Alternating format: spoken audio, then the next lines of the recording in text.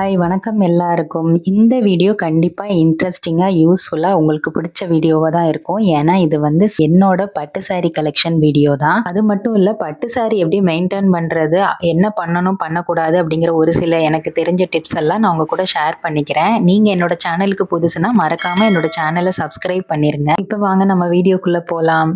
என்கிட்ட மொத்தமா 8 பட்டு சாரி இருக்குங்க. அதுல ஒரு 4 பட்டு சாரி தான் நான் இப்போ இந்த பார்ட் 1ஆ போட்டிருக்கேன். அடுத்து பார்ட் 2ல நான் வந்து ஒரு 4 சாரி போடுறேன். 4 பட்டு சாரியுமே வந்து நான் போத்தீஸு, அதுக்கப்புறம் நல்லி சில்க்கு, கோயம்புத்தூர்ல ஸ்ரீதேவின்னு நான் வந்து பர்ச்சேஸ் பண்ணேன். எல்லா சாரியோட ரேட்டு இது எல்லாமே நான் உங்களுக்கு இந்த வீடியோல சொல்றேன். இந்த சாரி பார்த்துக்கிட்டிங்கன்னா நல்லி சில்க் இருக்குல்ல டி நகர்ல, அங்கதான் வாங்கினது. எல்லோ கலர்ல 6000 சம்திங் அந்த மாதிரி ரேட்டுலாம் வாங்கினேன். அந்த பிளவுஸ்ல வர துணி வந்து எனக்கு பத்தல. பாத்தீங்களா எவ்வளோ ஃபேட்டா இருக்கேன்னு. ஸோ எக்ஸ்ட்ராவா நான் துணி வாங்கி தான் ஸ்டிச் பண்ணிக்கிட்டேன் பிளவுஸ்க்கு. இந்த சாரி பாத்தீங்கன்னா எல்லோல பிங்க் காம்பினேஷன் பார்டர்ல இருக்கும். முந்தானையும் பிங்க் தான். கிரீன் கலர்ல ஒரு லைன் மாதிரி வந்திருக்கும். சூப்பரா இருக்கும். அந்த முந்தான பிங்கே வந்து டபுள் ஷேடு மாதிரி இருக்கும். பாக்குறதுக்கே ரொம்ப அழகா இருக்கும். ஒரு மாதிரி கோல்டும் பிங்க்கும் மிக்ஸ் ஆன மாதிரி இருக்கும். சூப்பரா இருக்கும். ரொம்ப வெயிட்லெஸ். ஈஸியா உங்களுக்கு சாரி கட்டுறதுக்கு வரும். அந்த அளவுக்கு இருக்கும் இந்த சாரி பாத்தீங்கன்னா. இந்த மாதிரி வெயிட் கம்மியா இருக்க சாரி எல்லாம் கண்டிப்பா கீழே ஃபால்ஸ் அடிச்சிருங்க. வெயிட் இருந்தாலுமே ஃபால்ஸ் அடிச்சிருங்க. அடுத்து இந்த சாரி பாத்தீங்கன்னா என்னோட நிச்சயதார்த்த சாரி தான். ரொம்பவே வெயிட்டா இருக்கும். இதுவும் வந்து 6000ல இருந்து 6500 தான். பீகாக் கிரீன் ப்ளூ இருக்குல்ல, அந்த கலர் காம்பினேஷன்ல தான் இருக்கும். ஃபுல் ஜருக சாரி தான். காஞ்சிபுரம் சில்க் சாரின்னு சொன்னாங்க. இது வந்து நான் கோயம்புத்தூர்ல வந்து ஸ்ரீதேவி இருக்குல்ல, கோயம்புத்தூர்ல இருக்கிறவங்களுக்கு எல்லாம் தெரியும். அங்கதான் நான் வாங்கினேன். நிச்சயதார்த்தத்துக்கும் என்னோட வெட்டிங்க்கும். இதுதான் பிளவுஸ். அப்பெல்லாம் நான் பிளவுஸுக்கு வந்து ரொம்பலாம் இது பண்ணல. ஸோ நார்மலா நான் தச்சுக்கிட்டேன் என் கல்யாணத்துக்கு கூட. அதுக்கப்புறம் எனக்கு சேராதனால இந்த கோல்டன் பிளவுஸ் தச்சேன். இப்போ வந்து நான் மறுபடியும் கொஞ்சம் லீன் ஆயிட்டதுனால பழைய பிளவுஸே எனக்கு கொஞ்சம் கரெக்டா இருந்துச்சு. இதுதான் முந்தான. ஃபுல் ஜருக கோல்டன் கலர்ல ஃபுல்லா தக தகன்னு பளபளன்னு இருக்கும். ஏன்னா கல்யாண பொண்ணுன்னா அந்த மாதிரி தானே இருக்கணும். ஸோ அதனால அப்ப அப்படிதான் எடுத்தது. இது பாத்துக்கிட்டீங்கன்னா என்னோட வீட்டு கிரக பிரவேச சாரி. இந்த சாரி பாத்துட்டீங்கன்னா போத்தீஸ்ல தான் எடுத்தேன் டி நகர்ல.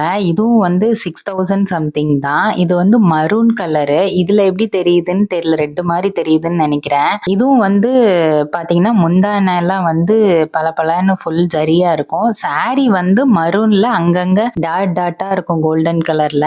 இது வந்து பிளவுஸ் வந்து பிளெயினா பார்டர் மட்டும் இருந்துச்சு. ஸோ நான் போட் நெக் மாதிரி வச்சு அந்த கோல்டன் கலர்ல குட்டி குட்டி பேர்லாம் வச்சு ஸ்டிச் பண்ண சொல்லிட்டேன். இதுதான் வந்து எங்க வீட்டு கிரகப்பிரவேசம் போட்டோ. இது வந்து 2019ல என் கசின் பிரதர் மேரேஜ்ல எடுத்தது அந்த போட்டோ. இப்போ வந்து நான் இப்படிதான் இருந்தது. பிளவுஸ் இப்பயும் எனக்கு ஓகேவா தான் இருக்கு. சாரி வந்து எனக்கு ரொம்பவே பிடிக்கும். எல்லா பட்டு சாரியுமே நான் ரொம்ப விரும்பி வாங்கினது தான். நம்ம எப்பயுமே பட்டு சாரி வந்து இல்லாத கலர்ல அடுத்தடுத்து வாங்கணும்னு தான் ஆசைப்படுவோம். ஸோ அதே மாதிரி தான் எனக்கும் அமைஞ்சது. நான் இது வரைக்கும் வாங்கினதுல அதே கலர்ல சேம் கலர்லாம் ரிப்பீட்டா நான் வாங்கினதே கிடையாது.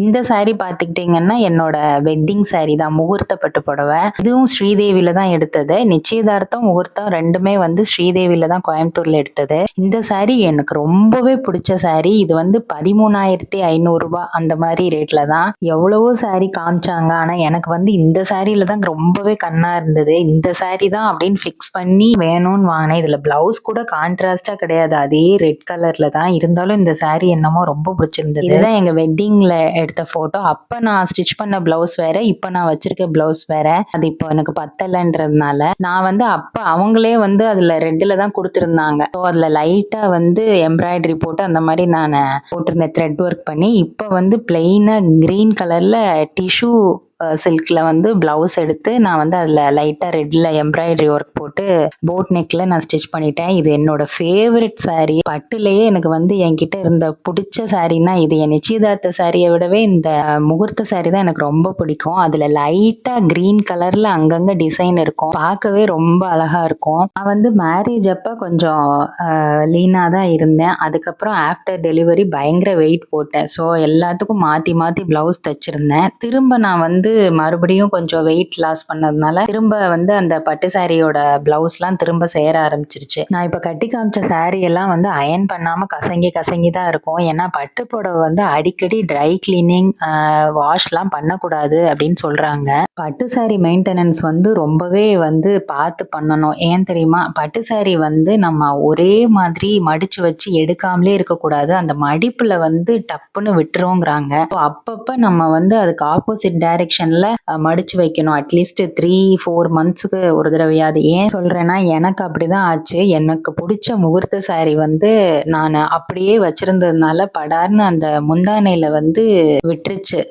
அதுக்கப்புறம் நான் வந்து அதை டார்னிங் கொடுத்து தான் வாங்கினேன். ஸோ அந்த சாரி வந்து இந்த மாதிரி நீங்க அடிக்கடி அப்படியே வச்சிருக்கும் போது அது அப்படி ஆயிடுது. அதனால இப்பெல்லாம் வந்து நான் கொஞ்சம் மாத்தி மாத்தி மடிச்சு வைக்கிறது உண்டு. இப்ப ஏதாவது ஒரு ஃபங்க்ஷனுக்கு போயிட்டு வரோம் அப்படின்னா அந்த சாரியை உடனே மடிச்சு வைக்க கூடாது. கொஞ்ச நேரம் ஒரு 5-6 மணி நேரம் அப்படியே காத்தாட சேர் மேல இல்ல பெட் மேல போட்டுருங்க. அது அப்படியே கொஞ்சம், ஏன்னா அந்த வேர்வை இதெல்லாம் கூட இருக்கும். உடனே மடிச்சு வைக்க கூடாது. அப்புறம் இந்த பட்டு சாரி எல்லாம் பாத்தீங்கன்னா உங்களுக்கு எங்கேயாவது கரை அந்த மாதிரி எல்லாம் ஆயிடுச்சுன்னா ஒரு ஒயிட் டிஷ்யூ வச்சு நீங்க லைட்டா அந்த கரை இருக்கிற இடத்த மட்டும் தொடச்சி எடுத்துருங்க. அப்படியும் போலன்னா மைல்டு ஷாம்பு அதுல வந்து அந்த இடத்த மட்டும் லைட்டா வாஷ் பண்ணி கொஞ்சம் ட்ரை பண்ணிட்டு நல்லா காத்தாட வச்சுட்டு அதுக்கப்புறம் நீங்க மடிச்சு வைங்க. அப்பப்ப வந்து ஆப்போசிட் டைரக்ஷன்ல மடிச்சு வைக்கிறது ரொம்ப நல்லது. அப்புறம் வந்து இந்த பீரோல பாச்சா உருண்டை இந்த மாதிரிலாம் போடுறாங்கல்ல, அந்த ஸ்மெல் இல்லாம இருக்கிறதுக்கு அதை கூட வந்து நம்ம துணியில போட்டு கட்டி வச்சுதான் உள்ள போடணுமா. டைரக்டா வந்து துணி மேல போடக்கூடாதான். அந்த இடம் அப்படியே ஃபேட் ஆயிருமா. அப்புறம் உங்க சாரியில கூட டைரக்டா சென்ட் இந்த மாதிரிலாம் அடிக்க கூடாதுங்கிறாங்க. ஏன்னா அந்த சென்ட்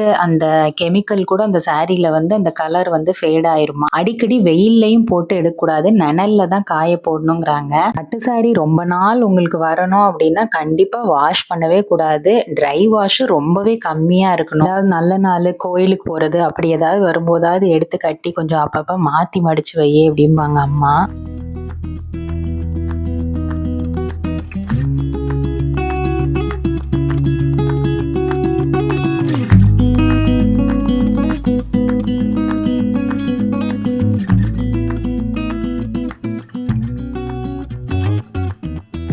ஸோ எல்லா சாரியுமே நம்ம வந்து பார்த்து பார்த்து ரொம்ப விரும்பி வாங்குறோம். கொஞ்சம் காஸ்ட்லியாகவும் வாங்குறோம். ஸோ நம்ம அதுக்கு தகுந்த மாதிரி கொஞ்சம் மெயின்டைன் பண்ணா நல்லது. நம்மளோட சோம்பேறித்தனம்லாம் பார்க்காம சாரி வந்து நீங்க வாங்கினீங்கன்னா கண்டிப்பா வந்து அந்த முடி போட்டு வாங்கிக்கோங்க. டாசல்னு சொல்லுவாங்கல்ல நம்ம பட்டு வாங்கும் போது, அதுதான் அதுக்கு மெயின் அழகே. எனக்கு வந்து இதுக்கடுத்து நான் வர வீடியோல ஒரு 4 சாரி போடுறேன். அதுல நான் ஒரு சாரி இப்படிதான் வந்து டாசல் போடாம வாங்கிட்டு வந்துட்டேன். தைக்கவும் கொடுத்தேன். டெய்லர் வந்து அதை மடிச்சு வேற அடிச்சுட்டாரு.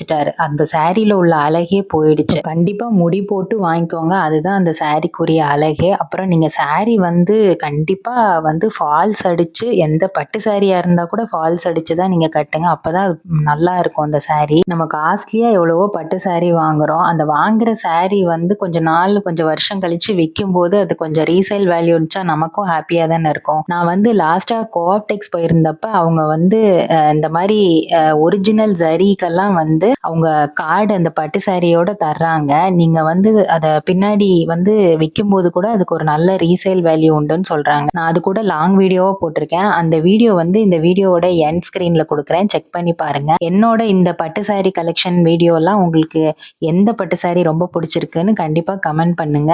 எனக்கு தெரிஞ்ச ஒரு சில சாரி டிப்ஸ், மெயின்டெனன்ஸ் எல்லாம் வந்து நான் இதுல சொல்லியிருக்கேன். இதுல ஏதாவது உங்களுக்கு தெரியாத டிப்ஸ் இருந்தா தெரிஞ்சுக்கோங்க. மறக்காம என்னோட சேனலை சப்ஸ்கிரைப் பண்ணிருங்க. அடுத்து பார்ட் 2ல பார்க்கலாம். பாய்.